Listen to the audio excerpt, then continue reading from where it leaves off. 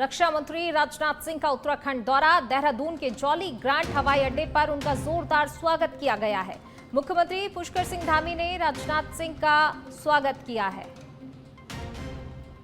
तो देखिए, राजनाथ सिंह का दौरा है उत्तराखंड का। रक्षा मंत्री राजनाथ सिंह उत्तराखंड के दौरे पर हैं। देहरादून के जौली ग्रांट हवाई अड्डे पर उनका जोरदार स्वागत किया गया है। ये तस्वीरें देखिए, मुख्यमंत्री पुष्कर सिंह धामी ने उन्हें पुष्पगुच्छ भेंट करते हुए उनका स्वागत किया, उनकी अगवानी की। रक्षा मंत्री राजनाथ सिंह उत्तराखंड पहुंचे, जहां पर देहरादून के जौली ग्रांट हवाई अड्डे पर उनका भव्य स्वागत किया गया। ये देखिए तस्वीरें आप। रक्षा मंत्री राजनाथ सिंह जब पहुंचे तो मुख्यमंत्री उनकी अगवानी करने के लिए पहुंचे। उनका जोरदार स्वागत यहां पर किया गया। उन्हें पुष्पगुच्छ भेंट करते हुए मुख्यमंत्री पुष्कर सिंह धामी। तो देखिए, मुख्यमंत्री के साथ और भी अन्य लोग पहुंचे हुए हैं रक्षा मंत्री राजनाथ सिंह की अगवानी के लिए। देहरादून के जौली ग्रांट एयरपोर्ट की ये तस्वीरें आप देख सकते हैं। इसमें रक्षा मंत्री राजनाथ सिंह की अगवानी की गई और साथ ही स्वागत उनका किया गया, पुष्पगुच्छ उन्हें भेंट किए गए।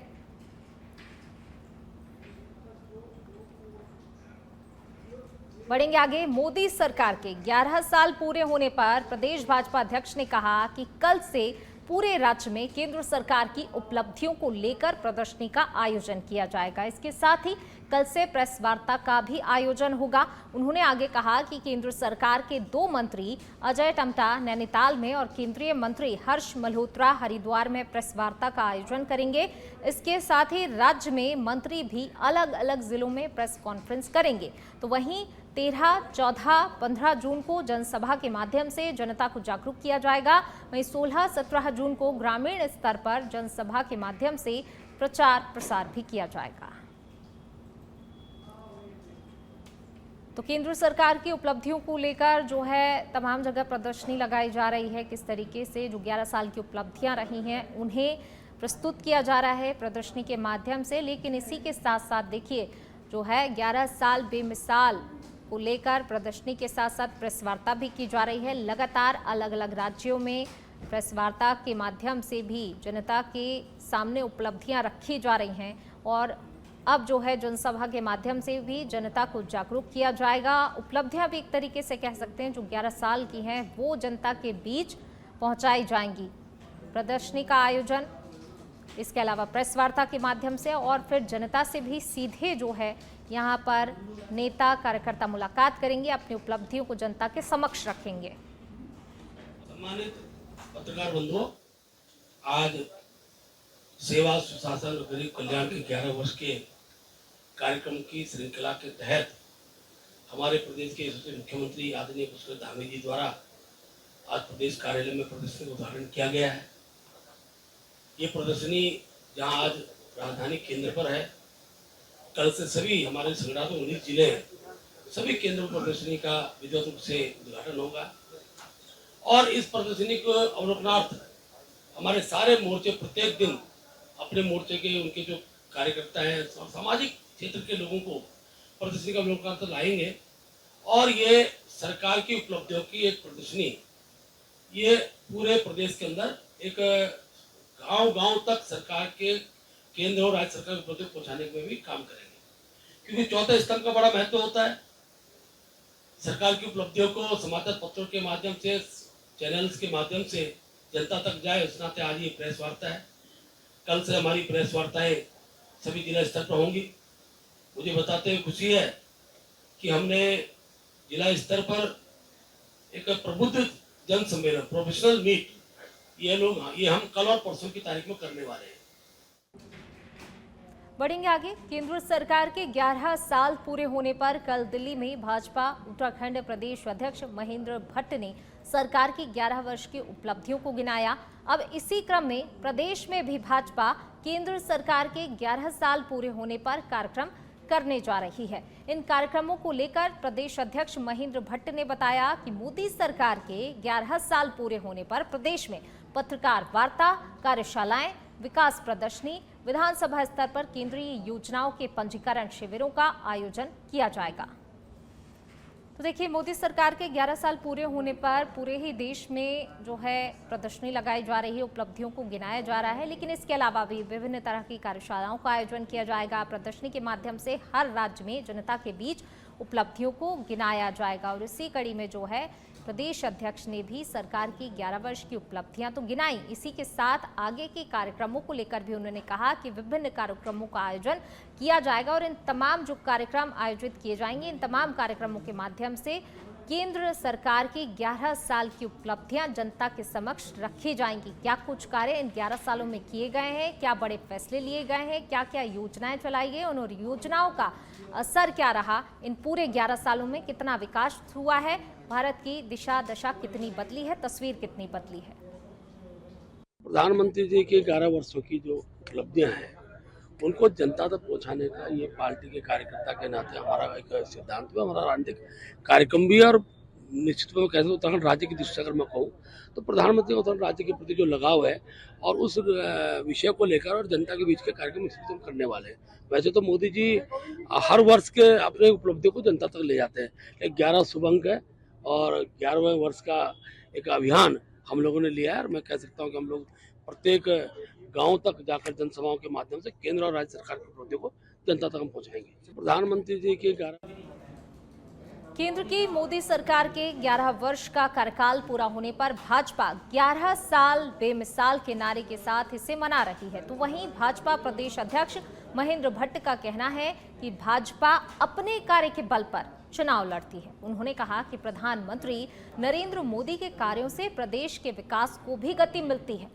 महेंद्र भट्ट ने आगे कहा कि वर्ष 2027 के चुनाव में भी हमारा मुद्दा सिर्फ विकास का ही रहेगा, जिस पर हम चुनाव लड़ेंगे।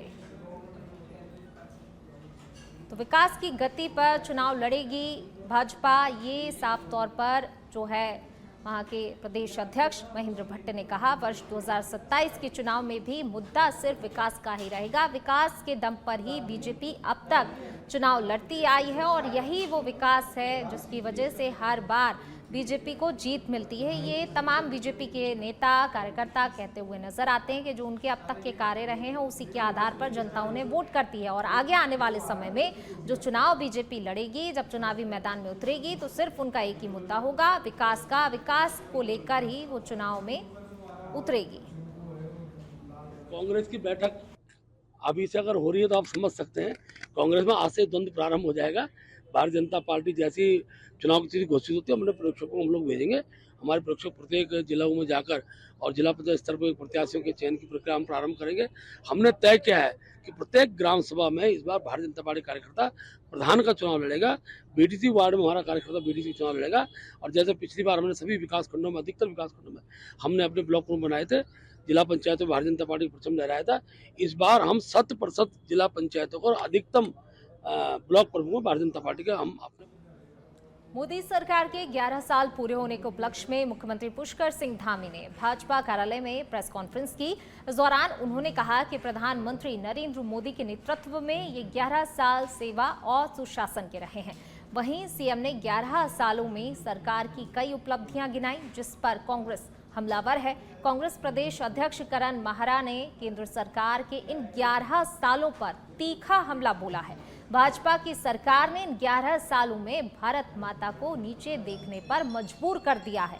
आगे उन्होंने कहा कि महात्मा गांधी जिनको विश्व पूजता है, उनके ऊपर नाथूराम गॉडसे जिंदाबाद कहने वाले लोगों की सरकार है। इस बात की हमें शर्मिंदगी है। तो देखिए, एक तरफ जहां बीजेपी अपने 11 साल के कामों को गिना रही है, 11 साल बेमिसाल का नारा दे रही है, लेकिन इसी को लेकर जो है कांग्रेस ने बीजेपी पर तंज कसा है। कांग्रेस प्रदेश अध्यक्ष करण माहरा ने तीखा हमला बोला इन बीजेपी के 11 सालों को लेकर। उन्होंने कहा कि 11 साल जो भाजपा के रहे हैं, कहीं ना कहीं उसके कारण हमें शर्मिंदगी होती है। जिस तरीके से बड़े बड़े दावे वादे बीजेपी की तरफ से किए जाते हैं, सिर्फ ये कोरे वादे कोरे दावे हैं बीजेपी के। और जो 11 साल बेमिसाल है, ये बेमिसाल नहीं कहे जा सकते, इस तरीके का उनका कहना है। तीखा हमला बोलते हुए नजर आए हैं प्रदेश अध्यक्ष करण माहरा। जोरदार निशाना साधा है बीजेपी के इन 11 सालों को लेकर।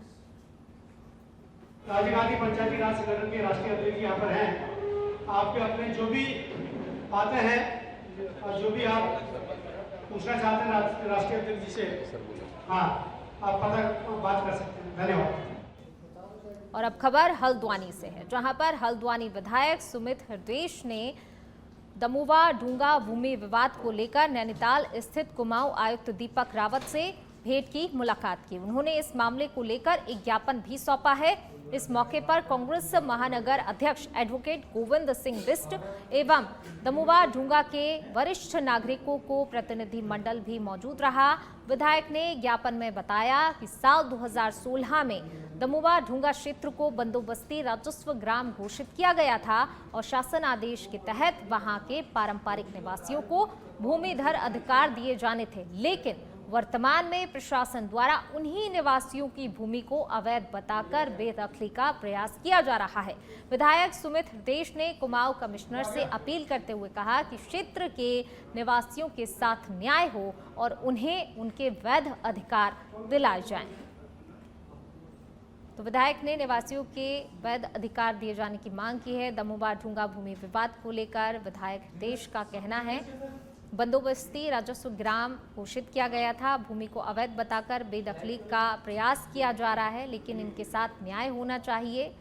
इस तरीके से जो चीज़ लोगों के साथ की जा रही है वो नहीं की जानी चाहिए। कि हमारी शिकायत ये है कि गरीब आदमी को एक भय के वातावरण में इस प्रदेश की सरकार द्वारा टाला जा रहा है, प्रशासन द्वारा। और अभी एक तुगलकी फरमान कुछ दिनों पहले डम्मा डूंगा के लिए आया कि जितने खाली भूखंड होंगे। अब आप खुद व्यवहारिक बात समझिए, जमीन की असलियत समझिए। पहली चीज़ तो 2016 में हमारी सरकार में मेरी स्वर्गवासी माता जी ने डम्मा डूंगा को सरकार के प्रयासों से आरक्षित वन भूमि से बाहर करके राजस्व ग्राम बंदोबस्ती का दर्जा दिलवाया। ये नहीं कि उनका अगला कदम ये था कि उन्होंने कहा था हमारी सरकार आएगी तो मालिकाना हक दिलाएंगे। ये नहीं कि ये सरकार ये सोचे कि मालिकाना हक कैसे लोगों को मिले, खाली भूखंड वो कह रहे हैं जितने भी होंगे हम उन पे कब्जा करेंगे। तो इसमें एक भय का वातावरण। आज हम कमिश्नर साहब से यही दलील करने आए थे कि इसमें आप कृपया करके एक संदेश अपनी तरफ से दीजिए। हमें आपकी कार्यप्रणाली पे विश्वास है कमिश्नर साहब की कि आप अच्छा इसमें एक संदेश देंगे और गरीब आदमी पे जो भय का वातावरण है इसको दूर करना है हमें। और बिना तस्दीक करे हुए भाई किसकी जमीन है, व्यवहारिक बात पूरे प्रदेश की अगर समझिए, इस देश की समझिए, 85% जो हमारी आबादी है वो नजूल भूमि पर है। रजिस्ट्री फ्री होल्ड के लिए गरीब आदमी के पास पैसे नहीं है और वैसे ही फ्री होल्ड की प्रक्रिया आपने यहाँ बंद करके जो संपन्न लोग हैं वो भी नहीं करा पा रहे। देखिए, माननीय विधायक जी और उनके साथ कुछ दमुवा ढूंगा क्षेत्र के रहने वाले लोग यहाँ पे आए थे और आप जानते हैं कि दमुवा ढूंगा जो जिस इलाके की बात कर रहे हैं इसको रेवेन्यू विलेज डिक्लेयर कर दिया गया है। तो रेवेन्यू विलेज तो खैर ये है ही, और करेंटली यहाँ पे एक हमने रिप्रेजेंटेशन भेजा है कि पूर्व में जो यहाँ पे बंदोबस्त के आदेश हुए थे जो किसी कारणवश कभी रद्द हो गए थे, इसमें दोबारा बंदोबस्त किया जाना आवश्यक है, क्योंकि रेवेन्यू विलेज तो बन ही चुका है। अब कौन कहाँ पे कितनी ज़मीन पे बैठा है और आगे इसमें जो प्रक्रिया अपनाई जानी खतौनी बनाने की वो किया जाना है। उससे पहले एक फैसला हुआ है जिसमें अभी जिसकी आप बात कर रहे थे कि एक एसडीएम हल्द्वानी ने कोई आदेश किया है, तो वो आदेश केवल इतना है कि उस इलाके में जिसके हम दमुवा ढूंगा बात जिसको कह रहे हैं, उस रेवेन्यू विलेज के अंदर ऐसी ज़मीनें जो कि मौके पे नाला अगर बह रहा है उसके ऊपर स्थित हैं, या उसमें कोई रातों रात कब्जा करना चाहता है, या वैसी ज़मीन पे जो कि डेंजरस है या जो बंदोबस्त के उपरांत सरकारी कहलाएगी उसमें कुछ करना चाहता है, उसका केवल एक सर्वे कर दें। यहाँ पे अगर किसी को ऐसी आशंका है कि उसकी जमीन पर उत्तराखंड से है, जहां पर लागू की गई समान नागरिक संहिता और ऑनलाइन रजिस्ट्री अधिनियम 2025 को लेकर अधिवक्ता समाज में तीव्र असंतोष देखने को मिल रहा है। अधिवक्ताओं का कहना है कि इन कानूनों के कुछ प्रावधान उनके हितों के विरुद्ध हैं और उनके पेशेवर अधिकारों को सीमित करते हैं। इस संबंध में जिला बार एसोसिएशन की ओर से 3 जून को राज्य सरकार को पत्र भेजा गया था, जिसमें कानून के आपत्तिजनक प्रावधानों पर पुनर्विचार करने की मांग की गई थी। तो वहीं इस पत्र के बाद एक वर्चुअल आकस्मिक आम सभा आयोजित की गई थी, जिसमें सभी पहलुओं पर विस्तृत चर्चा की गई। इस बैठक में सर्वसम्मति से ये प्रस्ताव पारित किया गया कि जिला बार एसोसिएशन देहरादून के आह्वान पर अधिवक्ताओं द्वारा सचिवालय कूच किया जाएगा। तो वहीं आज कूच के दौरान काउंसिल का कहना है कि यदि समय रहते सरकार ने अधिवक्ताओं की चिंताओं पर ध्यान नहीं दिया तो विरोध को और व्यापक रूप दिया जाएगा। हमारा आंदोलन जारी रहेगा क्योंकि ये हमारी आजीविका पे कुठारघात किया गया है। हम लोगों को बिना साथ लेकर चलते हुए इन्होंने जो नीतियां बनाई हैं उससे हमारी आजीविका पर एक तरीके से कुठारघात हो रहा है। और अगर हमारे साथ ये होगा, हमारे आगे परिवार हैं, अधिवक्ताओं के साथ आगे स्टाफ मेंबर जुड़े हैं, स्टेनो है, टाइपिस्ट हैं और लोग हैं, इन सब की आजीविका के बारे में इन्होंने क्या सोचा है? इसके बारे में प्रशासन मौन है। हम अपने प्रधान और अपने जो बार काउंसिल के अध्यक्ष हैं उनके साथ चल। देखिए जी, यूसीसी का विरोध कोई भी अधिवक्ता नहीं कर रहा है। यूसीसी में जो प्रावधान किए गए हैं ऑनलाइन रजिस्ट्रेशन और ऑनलाइन सब चीज़, उसका विरोध कर रहे हैं नए अधिवक्ता साथी, और जो जिनके ऊपर जो इस टाइम हमारी जो जीविका के ऊपर एक तरह का अंधेरा छा रहा है, उसके विरोध में कर रहे हैं। साथ में ये भी बताने की कोशिश कर रहे हैं कि जो ये यूसीसी का जो ऑनलाइन चल रहा है, इसमें आम जनता को भी बहुत ज़्यादा परेशानी है। पूर्व में भी ऐसे ही एक बार ऑनलाइन किया गया था, उस समय की रजिस्ट्रियाँ लोगों को आज तक नहीं मिली। दूसरी बात, जो रजिस्ट्री की जो पूरी प्रक्रिया है, जो औपचारिकताएं हैं, वो कोई भी नहीं जानता है उसको तरीके से।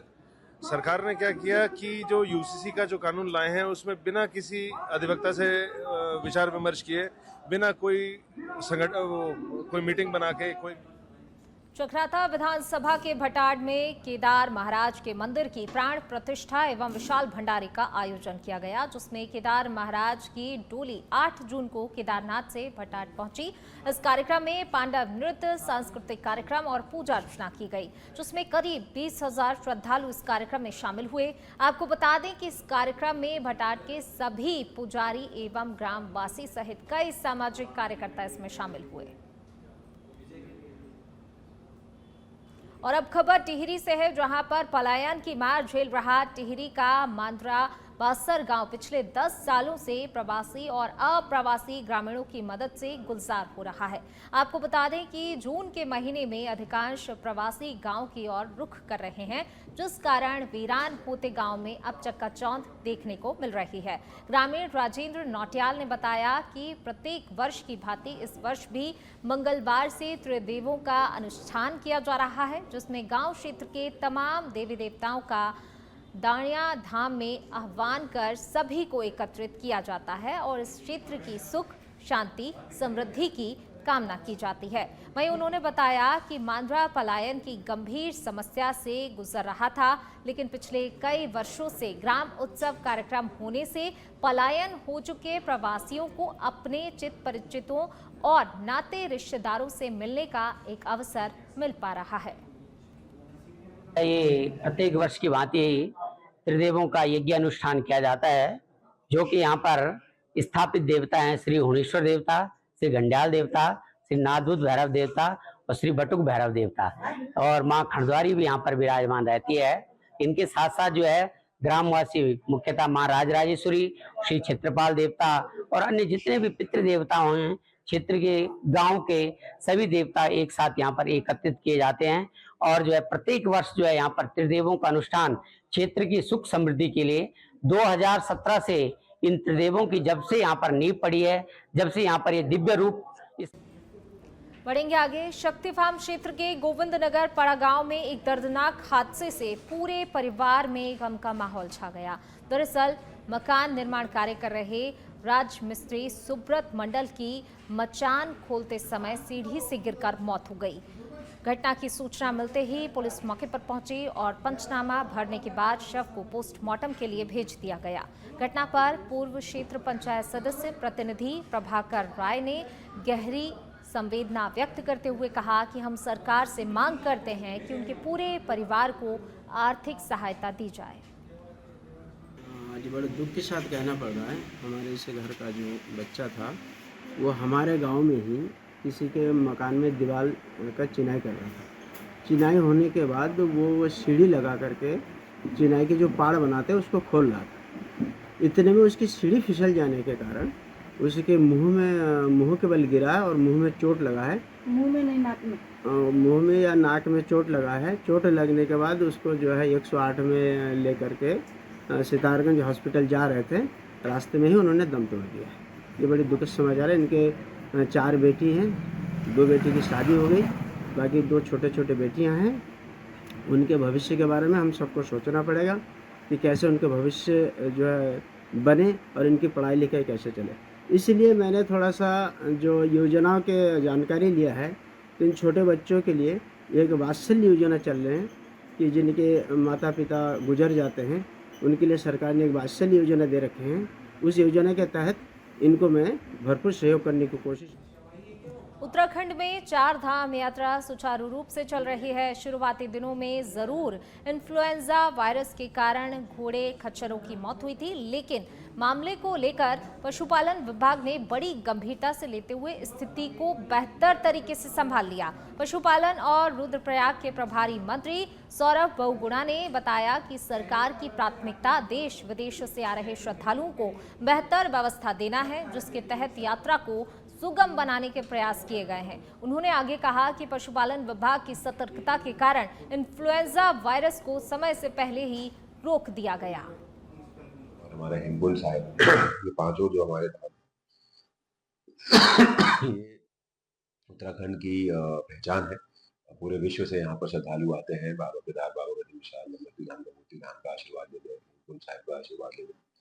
और सरकार की लगातार कोशिश यही रही है कि ये यात्रा सालों साल और तेजी से आगे बढ़े, श्रद्धालुओं को जो है यहाँ पर सुविधा मिल सके, बाबा केदार का, बाबा बद्री विशाल का आशीर्वाद मिल सके और कहीं ना कहीं जो यात्रा है वो उनके लिए सुलभ हो, यात्रा जो है उनके लिए सुखद हो।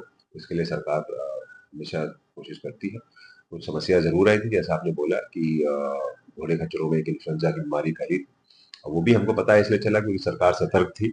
हमने यात्रा शुरू होने से 1.25 महीने पहले ही घोड़े खच्चरों पे जो छोटे छोटे कैंप लगा के हेल्थ कैंप्स लगाए थे गाँव में, उसी से हमको पता चला। और हमने उत्तराखंड सरकार मेरे ख्याल से पूरी देश की पहली सरकार हो जिसने इन्फ्लुएंजा पता होने के बाद 16,500 से ऊपर टेस्टिंग करी हमने 15-20 दिन के अंदर अंदर। हमने नेगेटिव घोड़ों को यात्रा में जाने की। चलिए रुक करेंगे अगली खबर का। बढ़ती गर्मी के कारण हरिद्वार में गंगा नहर के गंगा घाटों पर स्नान करने वाले लोगों की भीड़ जुट रही है और ऐसे में कुछ युवक और बच्चे गंगा नदी के ऊंचे पुलों से खतरनाक छलांग लगाते हुए नजर आ रहे हैं। हरिद्वार में आए दिन लोगों की गंगा नदी में डूबने से मौत होने की खबर भी सामने आती है। बावजूद इसके कुछ युवा जान के साथ खिलवाड़ कर रहे हैं। यहाँ प्रेमनगर आश्रम घाट, सिंहद्वार और ऋषिकुल घाट के पास बने पुलों से युवा मौत की छलांग लगा रहे हैं। वहीं गंगा घाटों से जल पुलिस के कर्मचारी भी नदारद दिखाई दे रहे हैं। घाट और जो भी थाने हैं उन सभी पे वहाँ पे बोर्ड भी फ्लेक्सी लगाने के लिए कहा गया है। साथ ही साथ पुलिस की गश्त भी है। जो हमारे प्राइवेट गोताखोर है उनको भी जो इसमें लगाया गया है, रुड़की में, हरिद्वार में, सभी जगह पे किया गया है। बोर्ड लगाया, फ्लेक्सी लगवाई गई हैं क्योंकि अब यातायात सीजन पर ट्रैफिक का दबाव ज़्यादा है और